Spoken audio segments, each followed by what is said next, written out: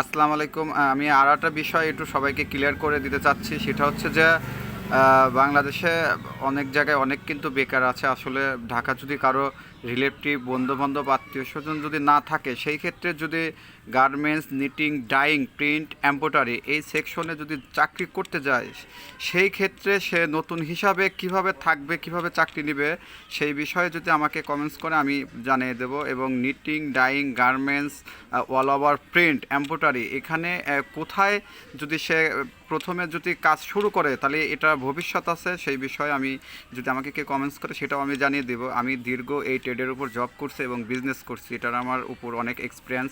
আমি 2009 থেকে 2023 সাল পর্যন্ত এই ট্রেডের উপরে আমি এ টু জেড সব সেকশনে কাজ করছি। এটা আমি খুব ভালো বুঝি যে কোথায় কী করলে।